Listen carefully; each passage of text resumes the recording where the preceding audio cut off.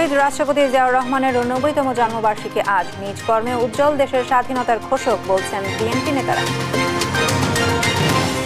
Vote oh মত প্রকাশের স্বাধীনতা নিশ্চিত হলে সুরক্ষিত থাকবে গণতন্ত্র। মুক্তিযুদ্ধের সঠিক ইতিহাসে অমোচনীয় জিয়াউর রহমানের নাম। এখনো থমথমে চাঁপাইনবাবগঞ্জের শিবগঞ্জ সীমান্ত। ভারতীয়দের হামলায় অন্তত 5 বাংলাদেশি আহত, সতর্ক বিজিবি বিএসএফ। আমাদের ওদিকে ওই যে আম গাছগুলো সবগুলো কোপায় দেখতেছি, তখন আমরা সবাই এসে তখন তাড়া করি। স্প্রে করার সময় বিএসএফ তার এই লোকজনকে নিয়ে না ডাইরেক্ট আক্রমণ করে এবং গাছ কেটে ফেলে। চিকিৎসক ও যন্ত্রপাতি সংকটে বরগুনার পাথরঘাটা উপজেলা স্বাস্থ্য কমপ্লেক্সের সেবা ব্যাহত। ভোগান্তি নিরসনে ব্যবস্থা নেওয়ার আশ্বাস। ধার করা ভবনে চলছে শরীয়তপুর আদালতে কার্যক্রম। ভোগান্তিতে বিচার প্রার্থীরা সরকারের অনুমোদনের অপেক্ষায় গণপূর্ত বিভাগ। সারা ফেলেছে ঠাকুরগাঁওয়ের লোকায়ন জীবন বৈচিত্র্য জাদুঘর। শ্রমজীবী মানুষের সংগ্রামের গল্প আর নিদর্শন দেখতে নতুন প্রজন্ম। এবং বিপিএল এ দুপুর 2টায় চিটাগং কিংসের মুখোমুখি হবে ফরচুন বরিশাল। সন্ধ্যায় দুর্বার রাজশাহীর প্রতিপক্ষ খুলনা টাইগার্স। দেখছিলেন শিরোনাম সংবাদ সকালের সাথে আছি আমি সাইনা ইসলাম। বিএনপির প্রতিষ্ঠাতা ও শহীদ রাষ্ট্রপতি জিয়াউর রহমানের 89তম জন্মবার্ষিকী আজ। 1936 সালে বগুড়ার গাবতলী উপজেলার বাগবাড়িতে জন্মগ্রহণ করেন প্রয়াত এই রাষ্ট্রপ্রধান। দিনটিকে যথাযোগ্য মর্যাদায় পালন করছে তার প্রতিষ্ঠিত বিএনপি। দেশের জন্য জিয়াউর রহমান অনন্য অবদান রাখায় পতিত স্বৈরাচারের ইতিহাস বিকৃতির অপচেষ্টার সময়ের আবর্তে টেকেনি বলে মন্তব্য করেছেন বিএনপির নির্বাহী নীতি নির্ধারকরা। জিয়াউর রহমানের কর্মময় জীবন নিয়ে সাইফুল রিপনের প্রতিবেদন। 1936 সালের 19 জানুয়ারি বগুড়ার গাবতলী উপজেলার বাগমারি গ্রামে জন্ম জিয়াউর রহমানের। ক্ষমতার দৃশ্যপটে আসার আগ পর্যন্ত এখানকার খুব কম মানুষই জানতেন তার সম্পর্কে। লেখাপড়ার হাতেখড়ি স্থানীয় স্কুলে। কলেজের গণ্ডি পেরিয়ে 1953 সালে যোগ দেন পাকিস্তান সেনাবাহিনীতে। এর কয়েক বছর পর 1960 সালে বিবাহ বন্ধনে আবদ্ধ হন খালেদা খানমের সঙ্গে, যিনি কালের পরিক্রমায় বিএনপির বর্তমান চেয়ারপারসন ও 3 বারের সাবেক প্রধানমন্ত্রী আজকের খালেদা জিয়া। জিয়াউর রহমান মুক্তিযুদ্ধের সময় ছিলেন চট্টগ্রামে। 71-এর 26শে মার্চ চট্টগ্রাম কালুরঘাট বেতার কেন্দ্র দখল করে সেখান থেকে পাঠ করেন স্বাধীনতার ঘোষণাপত্র।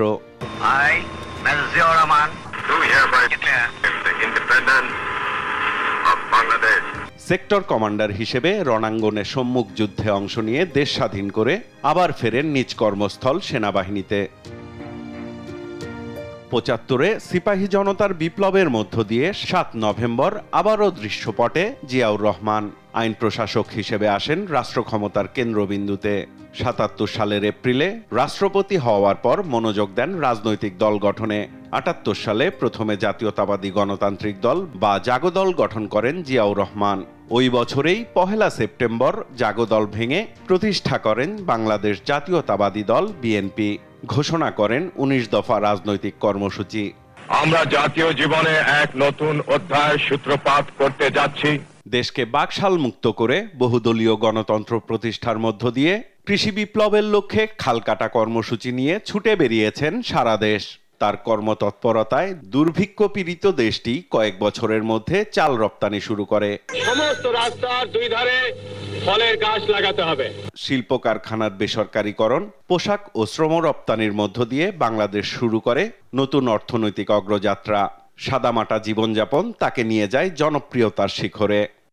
তো নিঃসন্দেহে শহীদ প্রেসিডেন্ট জিয়াউর রহমান এই বাংলাদেশের ইতিহাসে স্মরণীয় ব্যক্তি এবং তাকে অস্বীকার করার কোনো উপায় নেই। যদিও অত্যন্ত দুর্ভাগ্য যে আমরা গত 15-16 বছর যাবৎ এই শহীদ প্রেসিডেন্ট জিয়াউর রহমানের যে সর্বনিম্ন প্রাপ্তি তার থেকেও বঞ্চিত করার চেষ্টা করা হয়েছে। পররাষ্ট্রনীতিতেও আনেন উল্লেখযোগ্য সংস্কার। খুব অল্প সময়ের মধ্যে আন্তর্জাতিক অঙ্গনে নিজের প্রভাব প্রতিষ্ঠা করেন জিয়াউর রহমান। আঞ্চলিক প্রতিযোগিতার বদলে সহযোগিতার ধারণা থেকে প্রতিষ্ঠা করেন দক্ষিণ এশিয়া আঞ্চলিক সহায়তা সংস্থা সার্ক। জিয়াউর রহমান দক্ষতার সাথেই বাংলাদেশের জনগণের দাবির প্রতিনিধিত্ব করেছেন।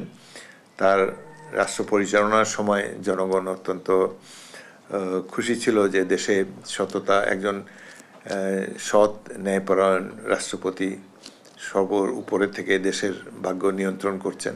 সততা দেশপ্রেমের কারণে সাধারণ মানুষের হৃদয়ে স্থান করে নিলেও দেশীয় আন্তর্জাতিক ষড়যন্ত্রে জীবন দিতে হয় আধুনিক বাংলাদেশের রূপকার জিয়াউর রহমানকে। 1981 সালের 30 মে চট্টগ্রাম সার্কিট হাউসে একদল বিপদগামী সেনা সদস্য তাকে নির্মমভাবে হত্যা করে। সাবেক এই রাষ্ট্রপতির জন্মদিন উপলক্ষে নানা কর্মসূচি নিয়েছে তার প্রতিষ্ঠিত দল বিএনপি। সাইফুল রিপন, দেশ টিভি, ঢাকা। মুক্তিযুদ্ধের সঠিক ইতিহাসে জিয়াউর রহমানের নাম উজ্জ্বল হয়ে আছে বলে মন্তব্য করেছেন বিএনপির ভারপ্রাপ্ত চেয়ারম্যান তারেক রহমান। শনিবার রাজধানীর শাহবাগে বিএসএমএমইউ এর শহীদ আবু সাঈদ আন্তর্জাতিক কনভেনশন হলে জিয়াউর রহমানের ফাউন্ডেশন আয়োজিত 89তম জন্মবার্ষিকীর অনুষ্ঠানে একথা বলেন তিনি। এ সময় তারেক রহমান বলেন, ভোটের অধিকার ও মত প্রকাশের স্বাধীনতা নিশ্চিত হলে গণতন্ত্র সুরক্ষিত থাকবে। হাসান মাহমুদের রিপোর্ট। বিএনপির প্রতিষ্ঠাতা প্রয়াত রাষ্ট্রপতি জিয়াউর রহমানের 89তম জন্মবার্ষিকী উপলক্ষে পিজি হাসপাতালের আবু সাঈদ হলে চিত্রকর্মের প্রদর্শনী ও তার জীবন দর্শন নিয়ে আলোচনার আয়োজন করে জিয়াউর রহমান ফাউন্ডেশন। 2 পর্বের অনুষ্ঠানে শিশুদের গল্প বলা আর জিয়াউর রহমানের স্মৃতিচারণ করেন শিল্পীরা। সংস্কৃতি বিনির্মাণের জন্য তিনি অনেক কিছু করে গেছেন। পরে জিয়াউর রহমানের জীবন দর্শন নিয়ে স্মৃতিচারণ ও আলোচনায় যোগ দেন দেশের বরেণ্য শিক্ষাবিদ, সরকারি কর্মকর্তা ও নানা গুণীজন। তুলে ধরেন জিয়াউর রহমানের জীবনের নানা দর্শন। আইন করে মুক্তিযুদ্ধে জিয়াউর রহমানের অবদান মুছে ফেলার চেষ্টা হয়েছে বলেও অভিযোগ করেন তারা। যার কণ্ঠে আমরা স্বাধীনতার ঘোষণা শুনেছি, যে কথাই বলুক না কেন, যেখানে যে বইতে যে কথা লিখুক না কেন, আমরা তো বেঁচে আছি এখনো। আমরা তো নিজের কানে ওই মানুষটার কণ্ঠেই স্বাধীনতার ঘোষণা শুনেছি। পুরো অনুষ্ঠানে ভার্চুয়ালি অংশ নেন বিএনপির ভারপ্রাপ্ত চেয়ারম্যান ও তার স্ত্রী জোবাইদা রহমান। ছোটবেলায় প্রেসিডেন্ট জিয়াউর রহমান কিভাবে প্রভাবিত করেছেন সেই স্মৃতিচারণ করেন তারেক রহমানের স্ত্রী জোবাইদা রহমান। শ্রদ্ধেয়া মাতা বেগম খালেদা জিয়া এবং শ্রদ্ধেয় শহীদ রাষ্ট্রপতি জিয়াউর রহমান, তাদেরকে পেয়েছি কয়েকটি অনুষ্ঠানে। তাদের উৎসাহ, অনুপ্রেরণা আমার মতো আরো অনেক শিশু কিশোরদের চলার পথের পাথেয়। এ সময় বিএনপির ভারপ্রাপ্ত চেয়ারম্যান তারেক রহমান বলেন, ভোটের অধিকার প্রতিষ্ঠা ও মত প্রকাশের স্বাধীনতা নিশ্চিত হলে গণতন্ত্র সুরক্ষিত থাকবে। যে কোনো মূল্যে কথা বলার অধিকার থাকতে হবে প্রত্যেকটি মানুষের। এটিকে আমরা যদি সকলে একমত থাকি, প্রত্যেকটি রাজনৈতিক দলমত নির্বিশেষে, যে এই অধিকারটা রাখতে হবে এবং একই সাথে স্বাভাবিক যে নির্বাচন প্রক্রিয়া, অর্থাৎ মানুষের ভোট দানের ক্ষমতা থাকতেই হবে যে কোনো উপায়ে। আমরা যদি এই দুটোকে যে কোনো মূল্যে কন্টিনিউ করতে পারি আগামী 20 বছর 25 বছর, তাহলে আমি মনে করি যে যেই সমস্যা আমাদের আছে, গণতান্ত্রিক ব্যবস্থা যে বাধাগ্রস্ত করে অনেকেই মাঝে মাঝে ইন দ্য নেম অফ গণতন্ত্র, তাহলে সেই রাহু থেকে আমরা মুক্ত হতে পারবো। মুক্তিযুদ্ধের সঠিক ইতিহাস নির্মিত হলে জিয়াউর রহমানের নাম মুছে ফেলা যাবে না বলেও মন্তব্য করেন তারেক রহমান। আমরা জিয়াউর রহমানকে তুলে ধরতে পেরেছি জাতির সামনে, দেশের মানুষের সামনে। হাসান মাহমুদ, দেশ টিভি, ঢাকা। নিষিদ্ধ সংগঠন ছাত্রলীগের সন্ত্রাসীদের দ্রুত আইনের আয়তায় এনে বিচারের দাবি জানিয়েছেন ছাত্রদল সভাপতি রাকিবুল ইসলাম। এ সময় গুপ্ত রাজনীতি বন্ধের দাবিও জানান তিনি। শনিবার কেন্দ্রীয় শহীদ মিনারে মার্চ ফর জাস্টিস কর্মসূচি শেষে সমাবেশে এসব কথা বলেন ছাত্রদল সভাপতি।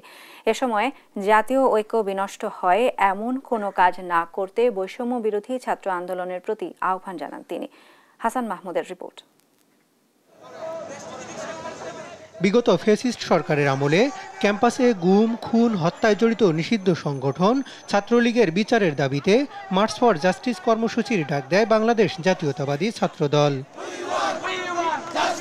শনিবার দুপুর 3টায় রমনার ইঞ্জিনিয়ারিং ইনস্টিটিউট থেকে শুরু হওয়া লং মার্চে সকাল থেকে জড়ো হতে থাকেন নেতাকর্মীরা। এ সময় ক্যাম্পাসে স্থিতিশীলতা রক্ষায় নিষিদ্ধ সংগঠন ছাত্রলীগের সন্ত্রাসীদের বিচারের দাবি করেন তারা। আওয়ামী দোসরদের সরাসরি জড়িত থাকার, এদের সাজার দাবিতে এবং এই গণহত্যার বিচারের দাবিতে আজকে আমাদের এই প্রোগ্রাম। দুপুর 3:30টায় শুরু হওয়া লং মার্চ শাহবাগ টিএসসি হয়ে শহীদ মিনারে গিয়ে শেষ হয়। পরে সেখানেই বক্তব্য রাখেন ছাত্রদলের নেতারা। দাবি করেন আওয়ামী লীগ আমলের হওয়া সব হামলা খুনের বিচারের। এ সময় ছাত্রদলের কেন্দ্রীয় সভাপতি রাকিবুল ইসলাম বলেন, ছাত্রলীগের নিষিদ্ধ হওয়ায় যথেষ্ট নয়, দ্রুত আইনের আওতায় এনে বিচার নিশ্চিত করতে হবে। এই সবগুলো ক্যাম্পাসে বিগত 15 বছরে যে সকল ছাত্র দলের নেতা কর্মীদের উপর সন্ত্রাসী কায়দায় বারবার হামলা করা হয়েছে, হত্যা করা হয়েছে, এই সে সকল ছাত্র লীগের নেতা কর্মীদের বিচারের আওতায় দ্রুততম সময় নিয়ে আসতে হবে। ক্যাম্পাসে সহাবস্থান নিশ্চিত করতে আন্ডারগ্রাউন্ড বা গুপ্ত রাজনীতি নিষিদ্ধের দাবি জানান তিনি। এই বাংলাদেশে আর আন্ডারগ্রাউন্ড রাজনীতির কোনো বাস্তবতা নেই।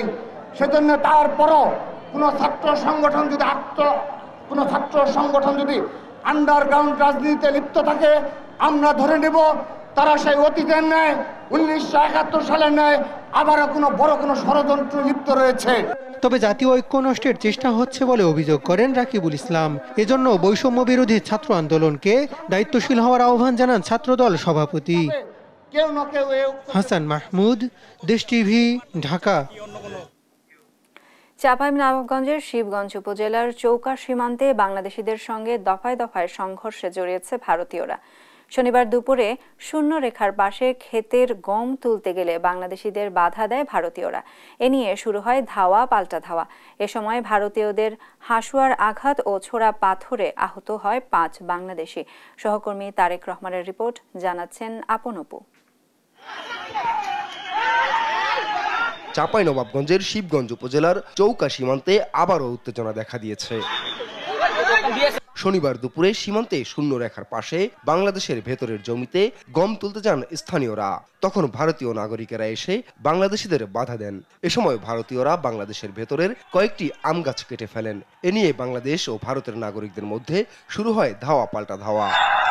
ভারতের আমাদের ওদিকে যে আম গাছগুলো সবগুলা কোপায় কোপায় সে দেখতেছি, তখনকে আমরা সবাই এসে তখনকে তাড়া করি। স্প্রে করার সময় বিএসএফ তার এই লোকজনকে নিয়ে না ডাইরেক্ট আক্রমণ করে এবং গাছ কেটে ফেলে। সকালে এসে গাছ টাছ কেটেছে, গাছ কাটার পর তখন আমাদের কিছু বেশি লোকজন ছিল না, একটু বাধা দিতে গেছে। বিএসএফ সাথে করে নিয়ে এখানে এসে যখন আমাদের লোক একটু করতে যাচ্ছে, তখন ওরা প্রত্যেকটা হাতে ফায়ার এরিয়া করছে, ভয় দেখাচ্ছে। সে সময় ভারতীয় নাগরিকদের হাসুয়ার আঘাতে ও ছোড়া পাথরে আহত হন কয়েকজন বাংলাদেশি। ভারতীয়দের বিরুদ্ধে সাউন্ড গ্রেনেড ও ককটেল বিস্ফোরণেরও অভিযোগ তোলে বাংলাদেশিরা। তখনকে হেরা বিএসএফ কে সাথে করে হেরা ওই যে কি ধোয়া উঠছে এটা ছাড়ে গ্যাস এটা নিয়ে আসতেছে।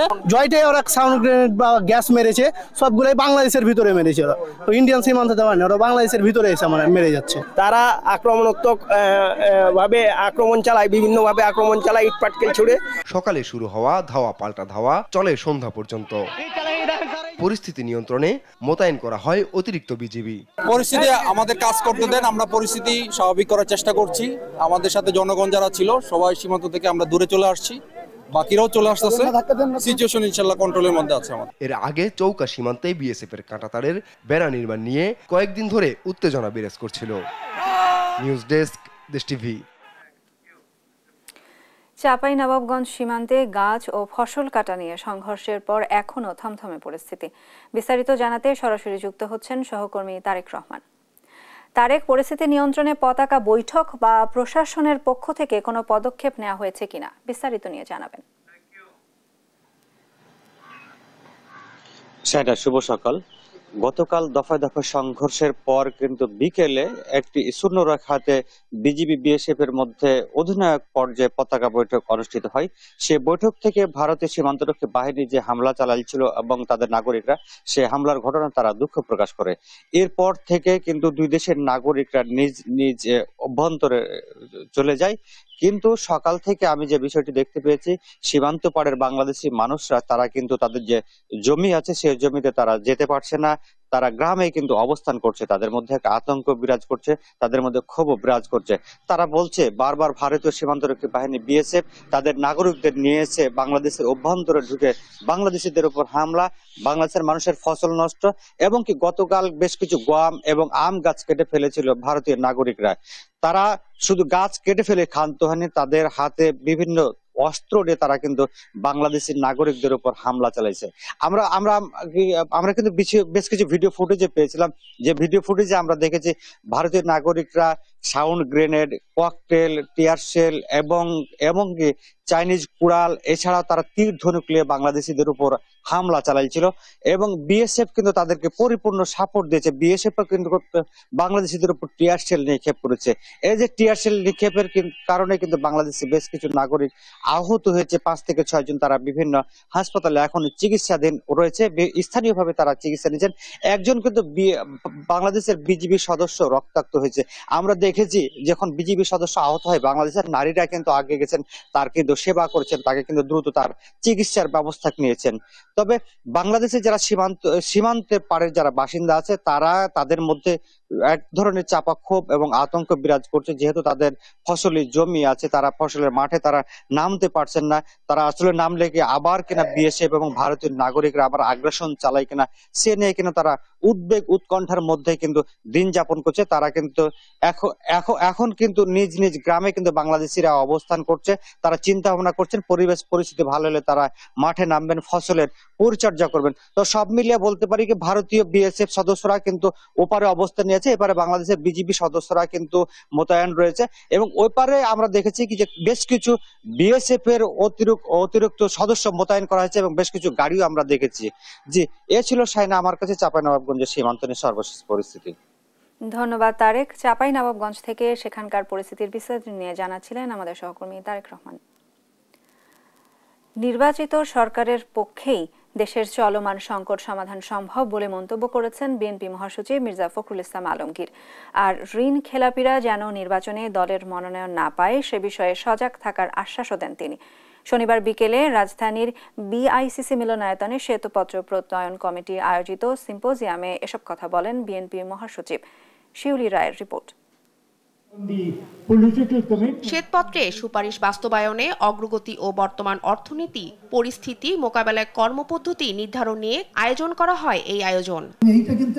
সমাপনী অধিবেশনে অংশ নেন বিএনপি মহাসচিব মির্জা ফখরুল ইসলাম আলমগীর। এই সময় অর্থনৈতিক সংস্কারের চেয়ে রাজনৈতিক সংস্কারকেই বেশি গুরুত্ব দেওয়ার কথা জানান তিনি। বলেন, জুলাই গণ অভ্যুত্থান থেকে মানুষের আকাঙ্ক্ষা বেড়েছে, যা বাস্তবায়ন রাজনৈতিক সরকার ছাড়া সম্ভব নয়। অর্থনৈতিক সংস্কার সেটা আছে, সেই সঙ্গে রাজনৈতিক সংস্কার, এবং আমরা রাজনৈতিক সংস্কারের উপরে গুরুত্বটা বেশি দিতে চাই। নির্বাচন প্রসঙ্গে তিনি বলেন, বিএনপি বিজয়ী হলে যারা নির্বাচনে অংশ নেবে এবং যারা আন্দোলনে ছিলেন তাদের নিয়ে জাতীয় সরকার করা হবে। ক্ষমতায় ভারসাম্য ও দ্বিকক্ষক বিশিষ্ট সংসদ গুরুত্ব পাবে জানিয়ে মির্জা ফখরুল বলেন, ঋণ খেলাপিরা যাতে দলীয় মনোনয়ন না পায় সেদিকে চেষ্টা করবে বিএনপি। ইলেকশনে যারা আসবেন এবং যারা আন্দোলনের সঙ্গে জড়িত ছিলেন তাদের সকলকে নিয়ে আমরা একটা সরকার গঠন করার কথা বলেছি।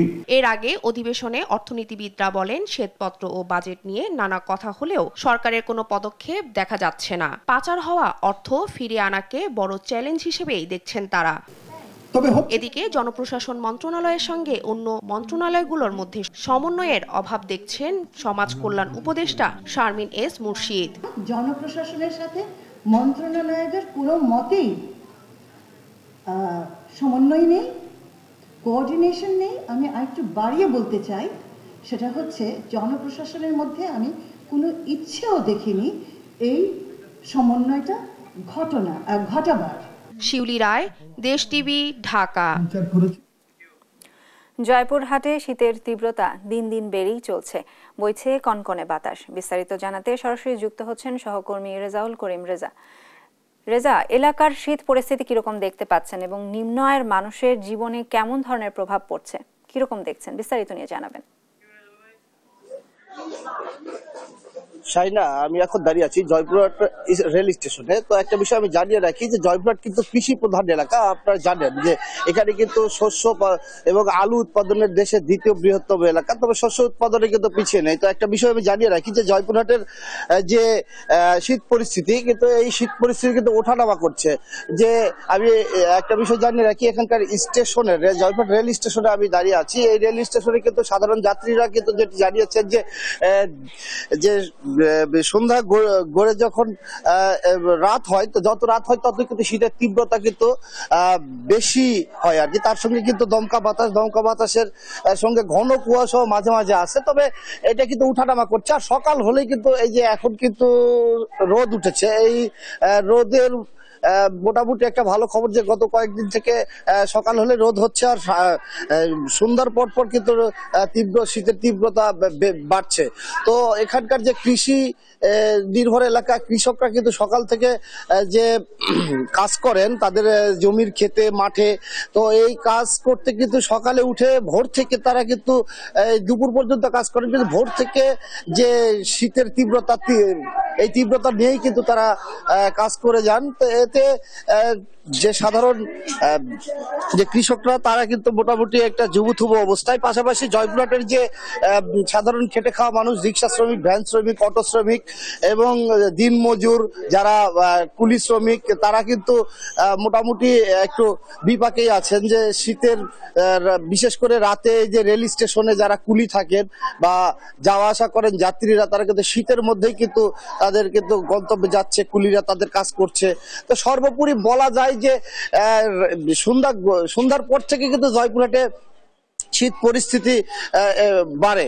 তো জয়পুরহাটের শীতের যে পরিস্থিতি, এই পরিস্থিতি আমি এখানকার আবহাওয়া অফিস নেই, জয়পুরহাটের পার্শ্ববর্তী নওগাঁ জেলার যে বদলগাছি উপজেলাতে আবহাওয়া অফিস, সেটি আমাকে সকালে জানিয়েছেন 10.3 ডিগ্রি সেলসিয়াস আজকের আবহাওয়া। এই ছিল আমার জয়পুরহাট থেকে শীতের পরিস্থিতি নিয়ে। আমি এখন স্টুডিওতে চলে যাচ্ছি শাইনার কাছে। ধন্যবাদ রেজা আপনাকে। জয়পুরহাট থেকে শীত পরিস্থিতির বিস্তারিত নিয়ে জানাচ্ছিলেন আমাদের সহকর্মী রেজাউল করিম। রেজা, চিকিৎসক ও যন্ত্রপাতি সংকটে সেবা ব্যাহত হচ্ছে বরগুনার পাথরঘাটা উপজেলার স্বাস্থ্য কমপ্লেক্সে। ভঙ্গুর অপারেশন থিয়েটারে 1 দশকেও হয়নি কোনো অপারেশন, অস্ত্রোপচার। হাসপাতালটিতে 27 চিকিৎসকের পদ থাকলেও কর্মরত আছেন মাত্র 1 জন। এতে চরম ভোগান্তিতে রোগীরা। সহকর্মী রিয়াজ আহমেদ মুসার পাঠানো তথ্য ছবিতে সালমা জাহানের রিপোর্ট। ভঙ্গুর অবস্থায় ঝুলে আছে অপারেশন থিয়েটারের লাইট, পাশের আরেকটি কক্ষে অপারেশন থিয়েটারের বেড, মেঝেতে ময়লার স্তূপ, বিভিন্ন স্থানে ছড়িয়ে ছিটিয়ে অস্ত্রোপচারের উপকরণ। এমন চিত্র বরগুনার পাথরঘাটা উপজেলা স্বাস্থ্য কমপ্লেক্সের। গেল 1 দশকেও এই হাসপাতালে কোনো অস্ত্রোপচার হয়নি। 1 যুগ থেকে বন্ধ এক্স-রে পরীক্ষা। হাসপাতালটিতে 27 জন চিকিৎসকের পদ থাকলেও কর্মরত রয়েছেন মাত্র 1 জন। পাথরঘাটা উপজেলার 2.5 লাখ মানুষের সেবার ভার তার কাঁধেই। রোগী ও স্বজনদের অভিযোগ, চিকিৎসা নিতে এসে লম্বা লাইনে দীর্ঘ সময় অপেক্ষা করতে হয়, আর প্রয়োজনীয় পরীক্ষা নিরীক্ষা করাতে হয় বেসরকারি ডায়াগনস্টিক সেন্টারে। 2-3 জন একসাথে আসলে জরুরি বিষয়, তখন তো একজন ডাক্তার দিয়ে হয় না। তাই এজন্য আর কি আমাদের এখানে যদি আরো 2-4 জন ডাক্তার থাকতো তাহলে আমাদের উপকার হতো। এখানে আসছি সরকারি হাসপাতালে এক্স-রে করার জন্য, কিন্তু এখানে এক্স-রে মেশিন নাই, এই কারণে আমার বাইরে যাইতে হয়েছে। আমাদের যদি এই হসপিটালে যদি এক্স-রে, আলট্রা, অন্যান্য সব সুযোগ সুবিধার পরীক্ষা নিরীক্ষা করানো হয় তাহলে হয়তো ব্যয়বহুলটা একটু কম হবে। হয়তো ডাক্তার কম রাউন্ড ঠিক মতন দিতে পারে না, সকালে একবার দেয়, আবার বিকেলে একবার দেয়, দুপুরে দেয় না। জনবল সংকটের কারণে অস্ত্রোপচার ও এক্স-রে সেবা বন্ধ রয়েছে জানান উপজেলা স্বাস্থ্য ও পরিবার পরিকল্পনা কর্মকর্তা। অপারেশনের যে বিষয়টা, অপারেশন করতে তো আপনার সার্জন লাগে, অ্যানাস্থেসিওলজিস্ট লাগে। যেহেতু আমাদের এখানে সার্জনও নেই, অ্যানাস্থেসিওলজিস্টও নেই, সেই তো আমাদের অপারেশন থিয়েটারটা আপাতত অকার্যকর, কোনো কাজ হচ্ছে না অপারেশন রিলেটেড। আর এক্স-রে যে বিষয়টা, এক্স-রে করতে আসলে টেকনিশিয়ান লাগে, পাশাপাশি এক্স-রে যে রিপোর্টটা দিবে সেই জন্য একজন রেডিওলজিস্ট লাগে। আমাদের কোনো রেডিওলজিস্ট বা টেকনিশিয়ানের পোস্টে কেউ নেই এখন। তবে উপজেলা স্বাস্থ্য কমপ্লেক্সকে রোগী বান্ধব করতে বিভিন্ন উদ্যোগ নেওয়ার কথা জানান জেলা সিভিল সার্জন। এ ব্যাপারে স্বাস্থ্য অধিদপ্তর ঢাকা থেকে 18 ডিসেম্বর 13 জন ডাক্তারের পদায়ন করা হয়েছে বিভিন্ন উপজেলায়, কিন্তু আজ পর্যন্ত মাত্র 3 জন ডাক্তার যোগদান করেছে। আমরা এটা ঢাকায় লিখিতভাবে জানিয়েছি। জনবল নিয়োগ, আধুনিক যন্ত্রপাতি সরবরাহ এবং অস্ত্রোপচার থিয়েটার সচল করতে দ্রুত উদ্যোগ দেখতে চান পাথরঘাটবাসী। নিউজ ডেস্ক, দেশ টিভি। শরীয়তপুরে এজলাস সংকটে ব্যাহত হচ্ছে আদালতের কার্যক্রম। 23 বিচারকের বিপরীতে এজলাস রয়েছে মাত্র 15টি। নিজস্ব ভবন না থাকায় জেলা প্রশাসকের কাছ থেকে ধার করা সহ ৬টি আলাদা ভবনে চলছে বিচার কাজ। এজলাস আর অফিস কক্ষ সংকটে দিন দিন প্রকট হয়ে উঠছে মামলার জট। এ নিয়ে চরম ভোগান্তিতে আছেন বিচার প্রার্থী ও বিচার সংশ্লিষ্টরা। সহকর্মী সাইফুল ইসলাম আকাশের তথ্য ছবিতে আব্দুল্লাহ আল মারুফের রিপোর্ট। নথিপত্র আর আলমিরা দিয়ে তৈরি দেয়ালের ওপাশের এজলাসে চলছে বিচারিক কার্যক্রম। জায়গা সংকটে কিছু নথির জায়গা হয়েছে টেবিলের নিচে ফ্লোরে। এমন চিত্র শরীয়তপুর সিনিয়র সহকারী জজ আদালতের একটি কক্ষেই। সেখানে চলছে বিচারিক এজলাস, সেরেস্তা, কম্পিউটার অপারেটর, রেজিস্টার সহ সব কার্যক্রম। এতে বিচার কাজ বিলম্বিত হওয়ায় ভোগান্তিতে বিচার প্রার্থীরা। বিচারক বেশি আছে, এরকম যদি এজলাসের ব্যবস্থা থাকতো তাহলে বিচারকরা চাইলে একাধিকভাবে বসতে পারতো, একাধিকভাবে মামলাগুলোর প্রক্রিয়া চালিয়ে দিতে পারতো। জেলা ও দায়রা জজ আদালতের বাহিরে 3টি টিন শেড ভবন ও ডিসি অফিসের 2টি কক্ষে চলছে নারী শিশু সহ গুরুত্বপূর্ণ বিচারিক কাজ। এছাড়াও ছোট একটি কক্ষ ভাগাভাগি করে 18 জন কাজ করছে নাজির শাখায়। চরম ভোগান্তির মধ্য দিয়ে যাচ্ছে আইনজীবী সহ কর্মকর্তা আর কর্মচারীরা। দ্রুত নতুন ভবন নির্মাণের দাবি তাদের। আমাদের এখানে 18 জন জারিকারক এবং জেলা নাজির আছেন একজন এবং কেশিয়ার সাহেব আছেন একজন। আমরা আসলে 20 জন লোক এই জায়গায় কোনো প্রতি সংকলন হয় না। ছোট্ট একটু চিপ আছে রুম, তারপর কাঠের আলমারি আছে 2টা, স্টিলের আলমারি আছে একটা, আর 2টা টেবিল আছে। আর আমাদের কোনো টেবিল চেয়ার কিচ্ছু নেই। আমাদের আছে 2টা বেঞ্চ, 2টা বেঞ্চে সর্বোচ্চ 8 জন বসতে পারেন গাদাগাদি করে, বাকি 10 জন দাঁড়িয়ে থাকতে হবে। জরুরি ভিত্তিতে এই আমাদের জজ কোর্টের ভবনের প্রয়োজন এবং জুডিশিয়াল ম্যাজিস্ট্রেসি ভবন প্রয়োজন। ভবন নির্মাণ হলে সব সংকট কেটে যাবে বলে জানান জেলা জজ আদালতের নাজির। বিচার বিলম্বিত হওয়ার মূল কারণ হচ্ছে আমাদের 8টি কোর্ট, এজলাস এবং চেম্বার বিজ্ঞ বিচারককে শেয়ার করতে হচ্ছে। এই শেয়ার করতে গিয়েই মূলত সাক্ষীতে বিলম্ব, মোকদ্দমা নিষ্পত্তিতে বিলম্ব। আমরা চাই খুব দ্রুত শরীয়তপুরে জুডিশিয়াল ভবন তৈরি করা। অনুমোদন পেলে ভবন নির্মাণের মাধ্যমে সমস্যার সমাধান হবে বলে জানায় গণপূর্ত বিভাগের কর্মকর্তা। যে সকল জেলা সিজিএম কোর্ট হয়নি সেই সকল জেলা সমন্বয়ে একটি প্রস্তাব তৈরি হয়েছিল, যেটা পরিকল্পনা কমিশন এখনো বিবেচনাধীন আছে। এটা অনুমোদন হলে আমরা নতুন একটা ভবন তৈরি করতে পারবো। আশা করি যে সকল সমস্যা আপনি বলেছেন এটা সমাধান হয়ে যাবে। ভবন নির্মাণ হলে কেটে যাবে মামলা জট, এমন আশা সংশ্লিষ্টদের। নিউজ ডেস্ক, দেশ টিভি। জাতির ইতিহাস, ঐতিহ্য, ভাষা, সংগ্রাম ও সংস্কৃতি নিদর্শনের সংগ্রহশালার আরেক নাম হচ্ছে জাদুঘর। কালের বিবর্তে দেশ বিদেশে অনেক জাদুঘর থাকলেও শ্রমজীবী মানুষের সংগ্রামের গল্প স্থান পেয়েছে সেরকম জাদুঘর হাতে গোনা। তাই খেটে খাওয়া সাধারণ মানুষের ইতিহাস ও নিদর্শন নতুন প্রজন্মের কাছে তুলে ধরতে ঠাকুরগাঁয়ে গড়ে তোলা হয়েছে লোকায়ন জীবন বৈচিত্র্য জাদুঘর। শাকিল আহমেদের রিপোর্ট, জানাচ্ছেন নুসরাত শোভা। ঠাকুরগাঁওয়ের লোকায়ন জীবন বৈচিত্র্য জাদুঘর। তবে জাদুঘর বলতে আমরা যা বুঝি এটি তেমন নয়। প্রবেশপথে গ্রামীণ সাজের গেট, রঙিন সেতু, বাহারি কারুকাজে পাওয়া যাবে গ্রাম বাংলার ছোঁয়া। উঠোনে সাজিয়ে রাখা গরুর গাড়ি, পালকি ও ঘানিসহ নানা উপকরণ মনে করিয়ে দেয় বাংলার শ্রমজীবী মানুষের ইতিহাস। জাদুঘরটির ভেতরে রয়েছে মোট 9টি সেকশন বা গ্যালারি। এর মধ্যে নদী গ্যালারিতে রয়েছে বাংলাদেশের প্রধান নদীগুলোকে নিয়ে তৈরি করা মানচিত্র। পুরো গ্যালারি জুড়ে শেলফে সাজানো রয়েছে প্রায় 200 নদীর পানি, যা সংরক্ষণ করা হয়েছে বিশেষভাবে নির্মিত কাচের পাত্রে। প্রাচীনকাল থেকে কৃষিকাজে ব্যবহৃত বিভিন্ন উপাদান সংরক্ষণ করা হয়েছে তৃণমূল লোকজ গ্যালারিতে। এছাড়াও রয়েছে চিঠির বাক্স, বল্লম, তলোয়ার, হ্যাজাক, মাটির কুপি সহ নানান আলোক সরঞ্জাম। সেই সঙ্গে মাছ ধরার খাঁচা, সেমাই তৈরির মেশিন, মাটির তৈরি জিনিসপত্র, খেলার সরঞ্জাম ও নানা দেশের মুদ্রা মুগ্ধ করে দর্শনার্থীদের। মুক্তিযুদ্ধের গ্যালারিতে রয়েছে যোদ্ধাদের পরিহিত হেলমেট, বুট, পানির বোতল ও বিভিন্ন জেলার বধ্যভূমির মাটি। জাদুঘরের প্রতিটি কর্নারই মুগ্ধ করছে দর্শনার্থীদের। আমি ঠাকুরগাঁয়ের লোকায়ন জাদুঘরে আমার ছেলেকে নিয়ে আসছি, তো সবকিছু দেখে খুব ভালো লাগলো। দাঁতভাঙ্গা হাদেও যে কোনো নদী হতে পারে বাংলাদেশের প্রেক্ষাপটে, এটা কোনো নদীর নাম আমার জানাই ছিল না। এখানে এসে আমি মুক্তিযুদ্ধের অনেক ইতিহাস সম্পর্কে জানতে পারছি, অনেক বিজ্ঞ ব্যক্তিদের জানতে পারছি। সংরক্ষিত সব উপকরণই গণমানুষের দেয়া বলে জানান জাদুঘরটির প্রতিষ্ঠাতা। আমরা মূলত লোকায়ন জাদুঘরে যে সমস্ত উপকরণ সংগ্রহ করি এটি কিন্তু আমরা সাধারণত ক্রয় করি না, এটা গণমানুষের দেয়া, কারণ হচ্ছে এই উপকরণগুলো বাংলাদেশের এখানে এই মুহূর্তে 9টি গ্যালারি আছে, আরও 5টি গ্যালারি হবে। এখানে যেমন নদীর জল, এটি সারা দেশ থেকে আমাদের সহকর্মীরা সাধারণ মানুষেরা প্রদান করে। এখানে মূলত রয়েছে আমাদের নৃতাত্ত্বিক জনগোষ্ঠীর বিভিন্ন উপকরণ। বাংলার হারাতে বসা সংস্কৃতি আগামী প্রজন্মের কাছে তুলে ধরবে এই জাদুঘর, এমনটাই প্রত্যাশা সংশ্লিষ্টদের।